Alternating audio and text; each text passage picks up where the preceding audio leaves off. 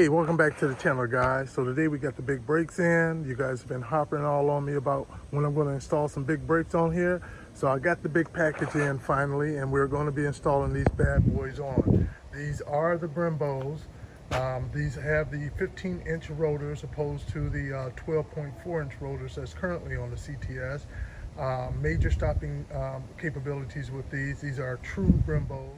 So why don't you guys just sit back, grab your popcorn, and watch as I get these bad boys installed on here, and you'll be able to see what these look like, and I'll let you guys know how that stopping distance is once they get installed as well. But these things are going to look good on here. These things are massive. They're the real four-pot Brembos, and I'm going to love them, and I'm sure you will as well. All right, so one of the first things I want to do is go ahead and get these painted up red. Put a couple of coats of clear coat on there and let it dry up real good overnight before trying to install these.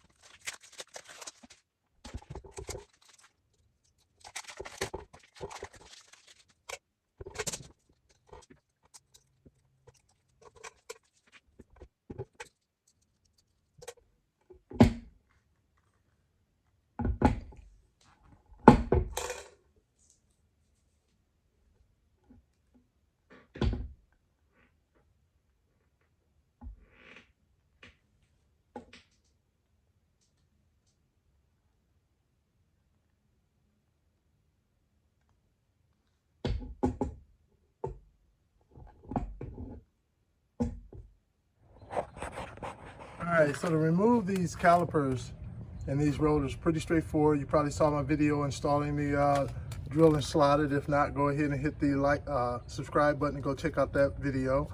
So now I'm just going to take these back off, even though I just put these on. And the things I'm going to need to help out with the whole project would be my angle grinder right here, the best stuff around, the Permatex brake part lubricant, and of course some, not the red, but the blue thread lock. And I have a 11 millimeter, a 13 millimeter. I believe this is a 25 star bit. I got an 18 millimeter, and this right here is to close off the holes so we won't lose too much fluid. This isn't my best one. I can't find my smaller one that will do a better job of closing this off. So I know it's still going to be dripping. So I have my box down here to catch some of the brake fluid as it's dripping out. Of course, this right here is going to have fluid coming out of it too, not just the hole. So you want to try to capture as much of that as possible.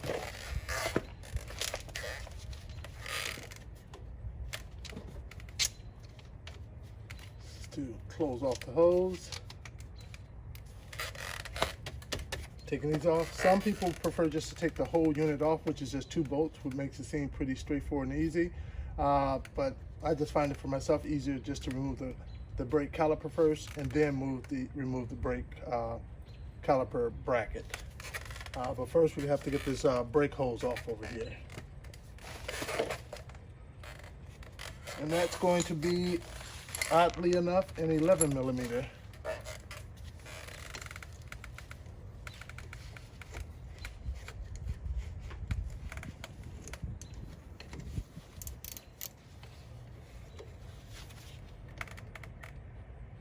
Look.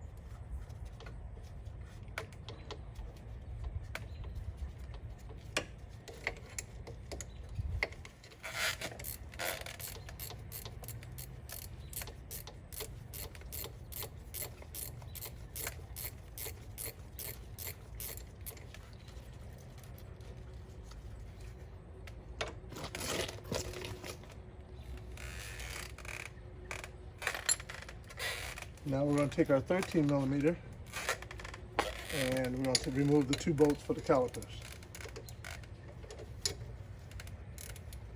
Oh, I think I was wrong on that. I think that's a 14 millimeter.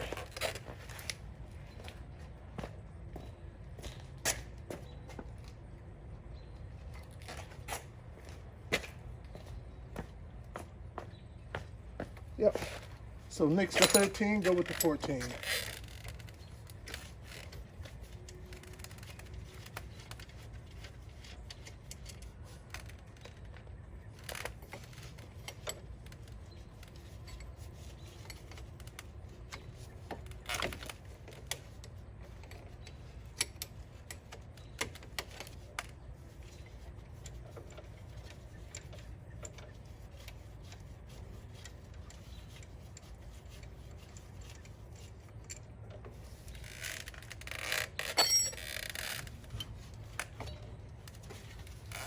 Go.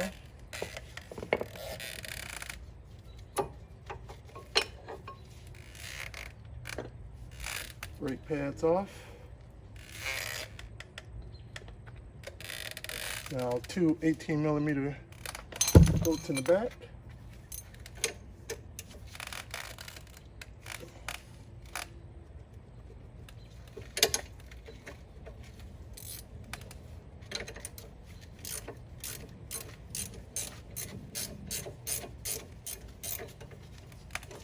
And break them both free before it's removing one. Otherwise, it becomes more difficult.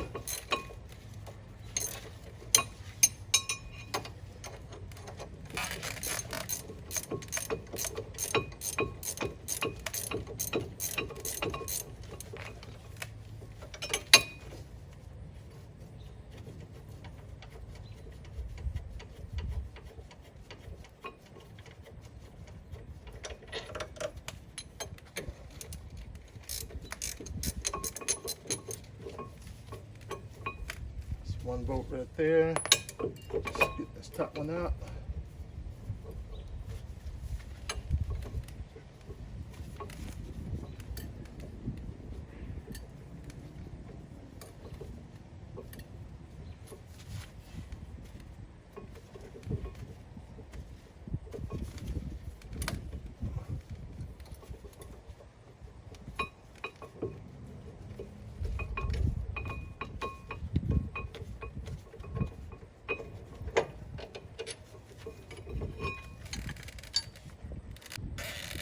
Now we need to remove the set screw up in here so that we can take the caliper off.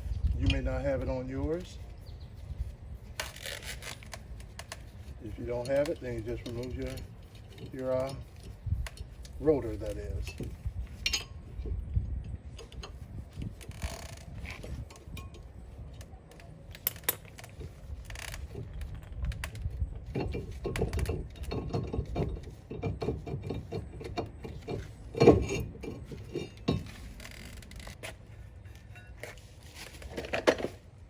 All right, these didn't come with the black cap, of course, so I painted them.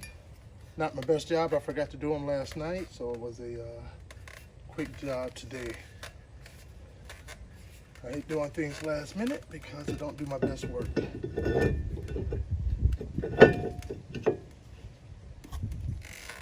All right, I'm going to go ahead and put the set screw back in since I have it. Again, it's not necessary, it's just to hold the caliper in place, the rotor in place while you put your caliper on.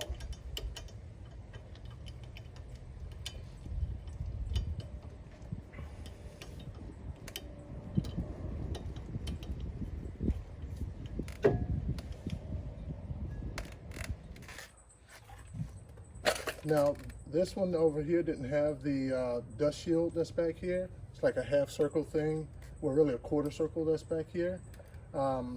It didn't have it on here, so I can't show you guys me cutting it off. But if you most likely will have it, so I usually just use my angle grinder and then just cut off as 2 points where you can cut it off, and then it's easily come off. Of course, you can go through the difficult route of removing your wheel bearing, and then that will allow for you just to remove it without the cutting, but that's a lot of extra work. All right, as you can see, I painted them. I prefer the red look, so you can just keep the factory look, or you can go any color that you prefer. All right, so we want to get our 2 bolts that comes with the kit. Oh, woo. And we want to pre-install a bit of this, apply some of this blue tread lock on there.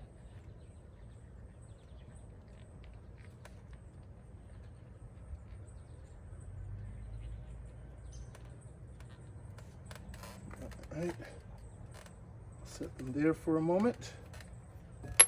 Oops.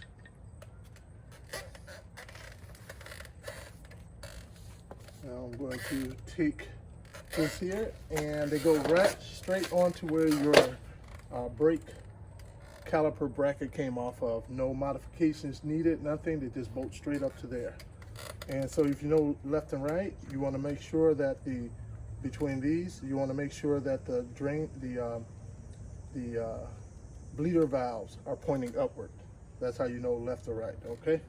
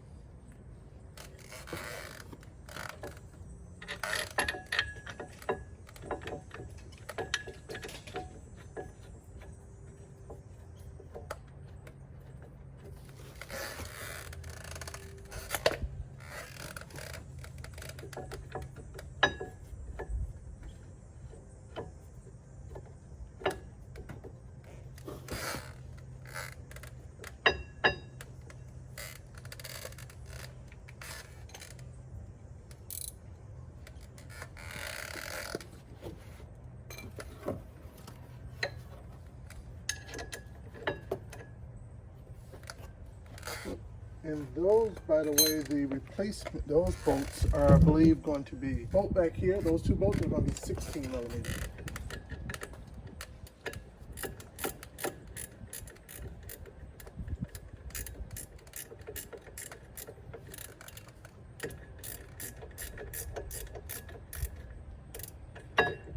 Oops. Went in the wrong direction for some reason.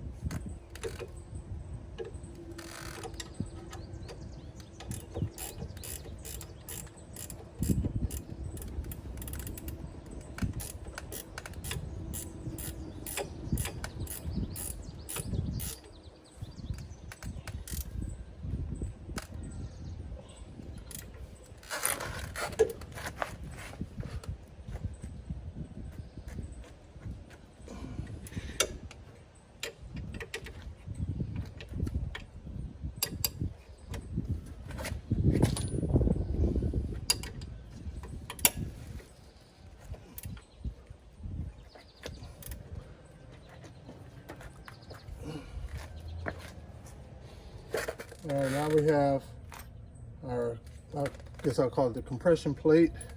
We have our 2 pins, and we have our 2 pads that we're going to put in. You'll know the difference. One has the early warning little signal there for when your pads get low, and the other one doesn't. I always put the early warning one in the rear. And this is where I'm going to use my brake parts lubricant. And there are, so really they just slide down into the channels right back here. Real easy, probably the easiest type of brake pads to put in. But what you want to do is lubricate over here on the ends, down here on each end. I also put a little bit here and here. Some people put some back here where the pistons will press up against. This claims to have the padding back here to prevent that, so it's not needed. So I'm just going to put it here, and then I like to pre-lube up inside up in here on the glidings, where it slides on. So I like to pre-lube those two as well. So that's what I'm going to do next.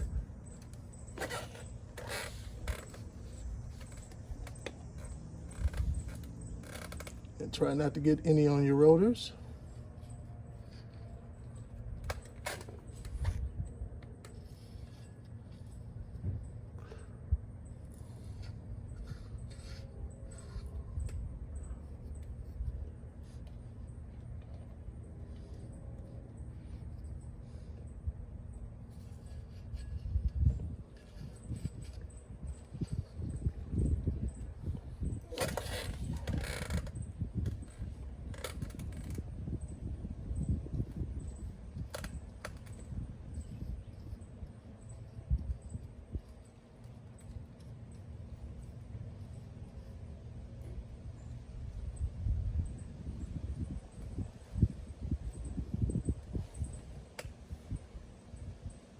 So this one doesn't have the early warning signal device on there, so I will slide that on the front.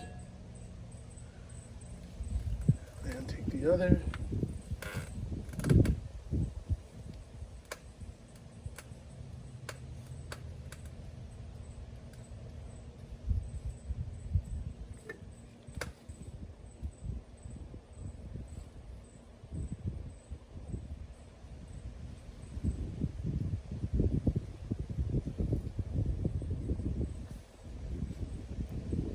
Slide that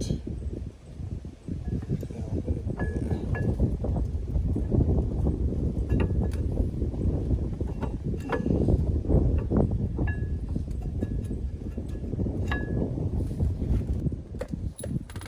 So next I'm going to take these right here, the pins and the pressure thing.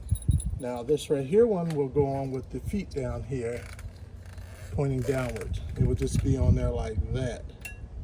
So these are going to be applying pressure on the brake pads themselves. These right there, the pins will be running along the back here. So what I like to do is just put a little back there where the pin will be pressed up against. And I like to put a little bit down here on the feet. And then I like to take my pins, and so to help with the glide in, because it's a tight area for these right here, I just put a little bit on there, not much.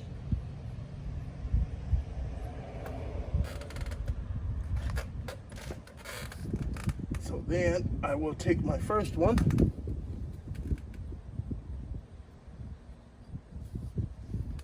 and I will put it on there and slide it in from the rear.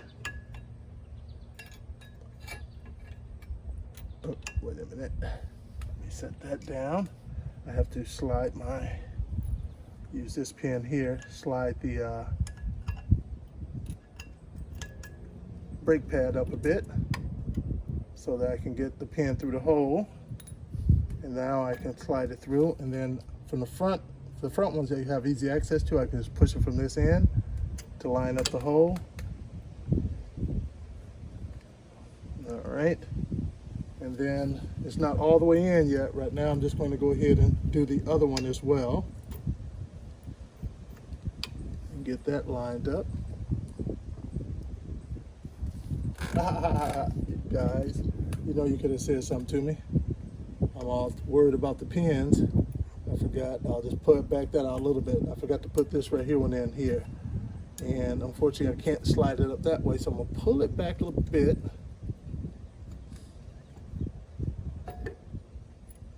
Pull it back a bit. Now do that. And you'll hold it there while I slide my pad back up. And now I can press down. Now these things, now it's going to be on the pressure and it can be hard. So what you can do is take, I got my short screwdriver. You better have a long one, but you know how you have the lines in between the rotors? You can hold the rotor still while applying pressure down on here to be able to push that out of your way. Oops.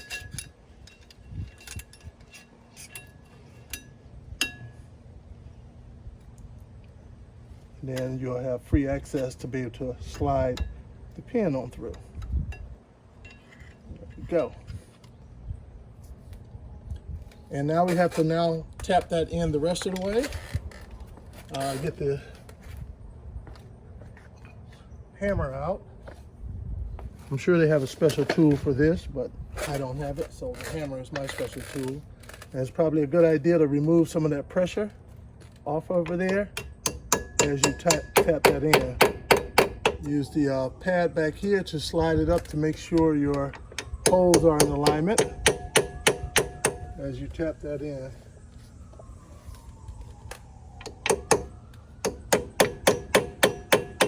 And you'll know it's all the way in when it's flush back here. All right, we don't want to forget about the all-important brake line hose back here. We want to make sure to put that in. And is it a good idea on here? You're going to have a copper washer. You're going to have a copper, hopefully you can see that, it's a copper washer. You want to replace that with a new copper washer. They're really called kind of like crush washers, one-time use, and it helps to seal to make sure you don't have any leaks. If you reuse it, there's a chance you may have a leak. If you forget to put it in there, you will definitely have a leak.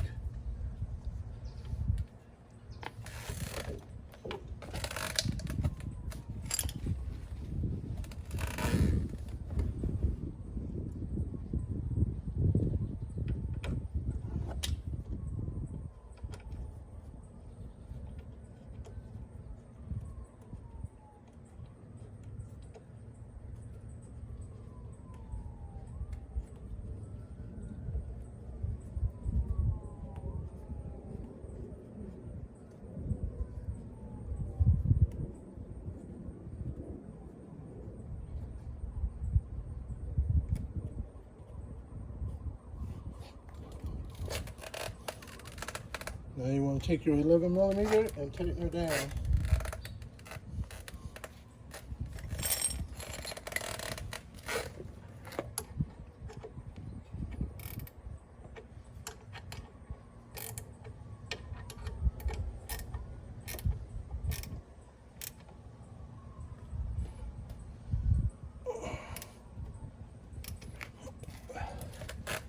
Now you can remove your hose clamp.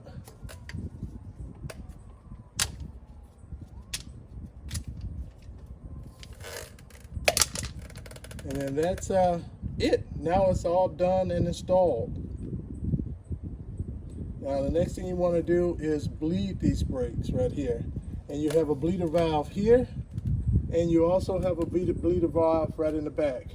It's usually recommended to bleed the back one first and then the front one. So after you have both sides installed, you want to bleed the side that's furthest away from your master cylinder. So your master cylinder is on the driver's side. So you would do the passenger side one first and do the inside one on the passenger side, then do the outside one on the passenger side, then come over to the driver's side and do the inside one on the driver's side, and then the outside one on the driver's side. You want to get the probably get some tubing, plastic tubing, and put on here. Run 2 tubes into a glass jar, and then run the brake bleeding process. All right, so now it's time to bleed the brakes. So I've already taken those little rubber caps off of each one of the 4 bleeder valves.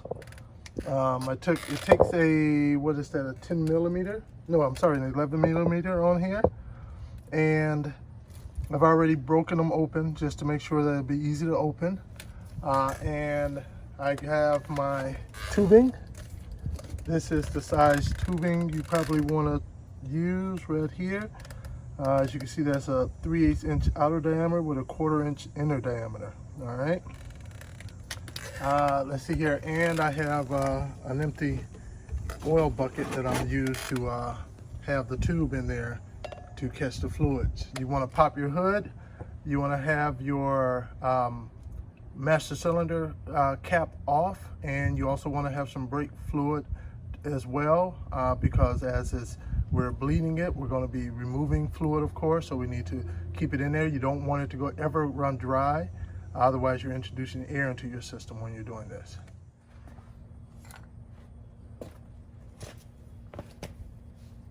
Okay, pump.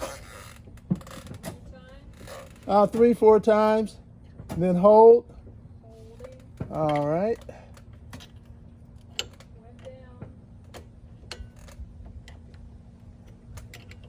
Okay, pump. All right, hold it. Okay, pump. All right, hold it. All right, pump. All right, hold it.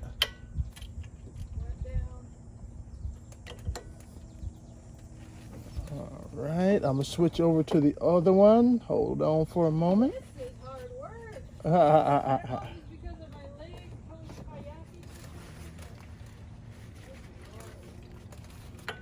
All right, pump.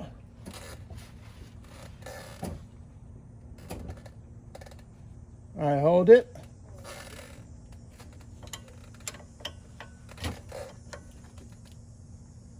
All right, pump.